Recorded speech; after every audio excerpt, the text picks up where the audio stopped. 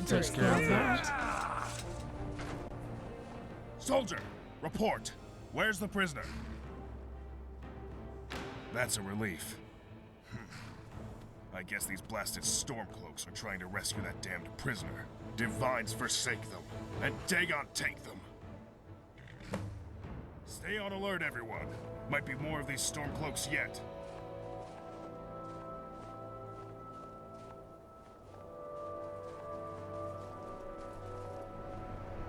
The Penitus Oculatus. Yes, yes. We're the Penitus Oculatus. A thrill for soldiers posted in a frigid backwater such as this, I'm sure. The prisoner. Now, Varro. This one, here. I hired them to interrogate him after our own efforts proved fruitless. I suggest you two have a conversation first. The legate's disobeying command. You can't simply let him... Enough. Come then, let us speak, and see whether or not your findings are as interesting as the legate seems to believe. So, what did you discover? How many accomplices does he have? Where are they active? What faction does he belong to? Stormcloak breakaways. Interesting. But more importantly, accomplices. While this ill-fated little prison break revealed that much, the prisoner's confession suggests more widespread activity than previously assumed. Ah, it seems the prisoner's here now. I must say, Legate, your operation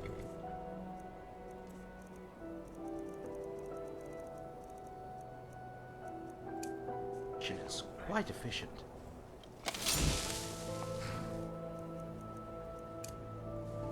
Are you really going to take... Can I help you? His plot... Stupid. There's no way he could have done it. He might be insane for all we know. The security of the Empire comes before all else, Legate. You will come to understand this in time.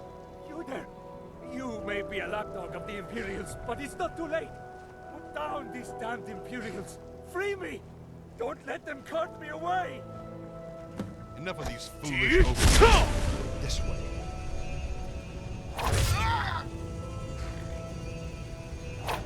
I knew I heard something. A brawl, is it? A fight! Those fools are actually fighting.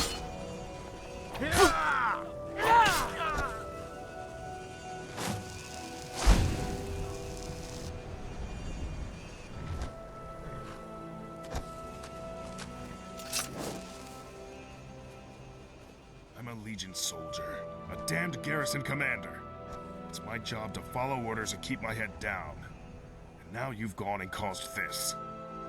Listen, I know you just did what you felt you had to do, and I can't say I blame you for resisting the Oculatus. But now I'm in deep. Dead Oculatus agents, in the fort I oversee. I'll soon be stripped of my command, or worse. You'd best leave. And, listen, since you did do what I asked, here's your payment. Again, I understand why you did it. I just wish you hadn't. It's rough and tumble, to say the least. This place is damned freezing. I don't tend to cross the border. This is as close as I get to the cold climes of the Nord homeland. I guess the Nords serving with us are used to this. They laugh it off while they rub their beards and puff their chests. But I can't stand it. If you mean the border itself, though, few people tend to come through. The Empire does know how to lock down a border when it tries, so we're here mostly as a last resort. Goodbye.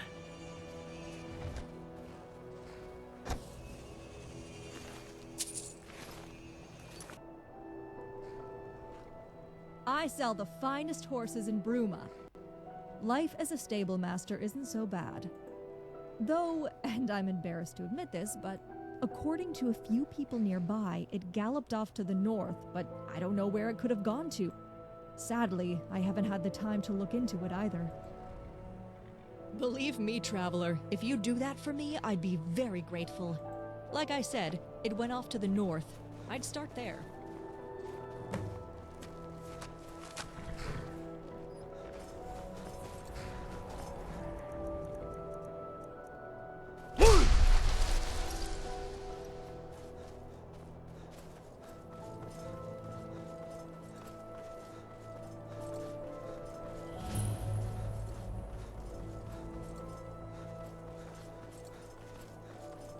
I've told you once, I've told you 1,000 times. The Chapel of St. Martin does not violate the terms of the White Gold Concordant. There is no Talos worship going on here. It violates the spirit of the White Gold Concordant. I must urge you to cease and desist at once. Oh? What is the spirit of the White Gold Concordant? The spirit of the White Gold Concordat is that men are not and can never be gods, just as Tiber Septim is not a god, nor is Martin Septim. But what does the Concordat actually say? The Concordat forbids Talos worship. No mention of Martin Septim worship, though? No, there isn't. I must consult with my superiors. Perhaps we will have to petition for a slight amendment to some unfortunately specific wording within the Concordat. We will keep our eyes on your little cult, however. Greetings, stranger. Have you come to hear the gospel of St. Martin? Yes, St. Martin. Have you heard the tale of how Martin Septim ascended to sainthood? If not, perhaps that would be a good place to begin. St. Martin had humble beginnings as a priest of Akatosh in the city of Kvatch.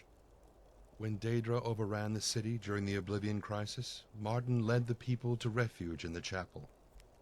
The fabled champion of Cyrodiil came to rescue him and told him the shocking news that he was the son of the Emperor. This came as a surprise to him, but it gave him new purpose after his home was destroyed. Along with the champion and the blades, Martin designed and executed a plan to undermine the efforts of Mankar Cameron and the Mythic Dawn cult. There was a great battle here in Bruma as the Great Gate was opened to secure an artifact of immense power for Martin's plan. Finally, the champion under Martin's guidance slew Mankar Cameron as the Imperial City came under a great Daedric siege.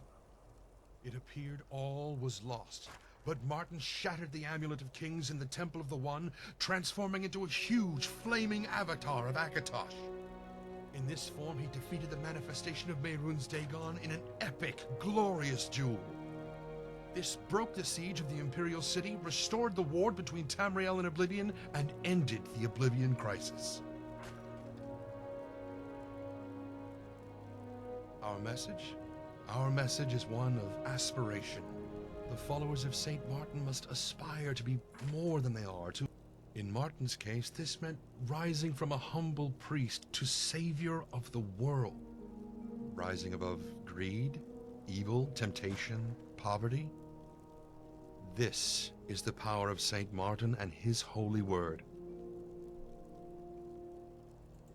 Of St. Martin, when the fabled champion of Cyrodiil came to rescue him and told him the shocking news that he was the son of...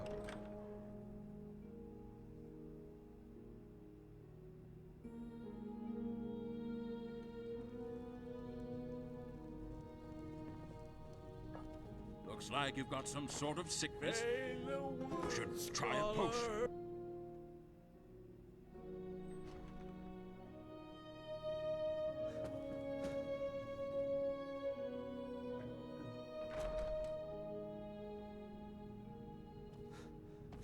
Ah, another. What have you come patron down of with? this fine Ataxia? house. I... Please come What? in, come in. And what's that there? Water's fine. Excellent. I see. Cutters, huh? I swear, those damned bandits are getting bolder and bolder. They'll rule the entire county soon. Here. Have this. A little bit of coin. Least I can do. Here's hoping Avar can return here in time. What does this one mean?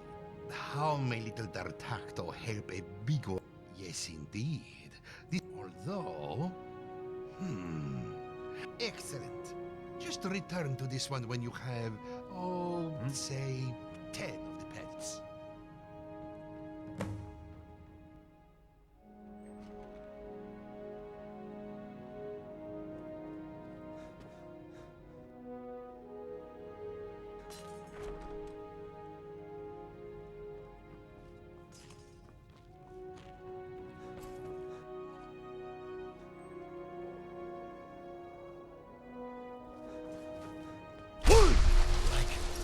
like old Tiber Septim himself.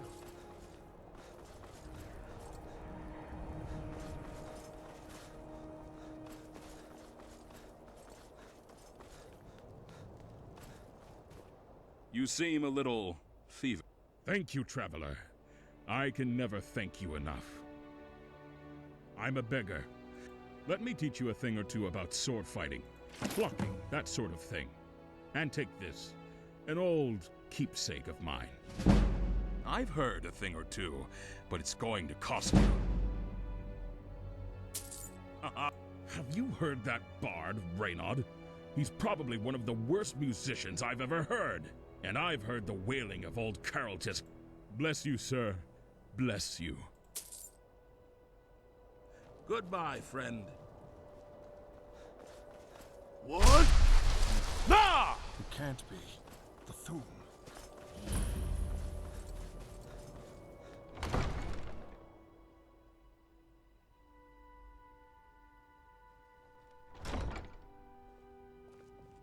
Excuse me, sorry to bother. I don't suppose you've seen any priceless Akaviri heirlooms gallivanting around Bruma, have you?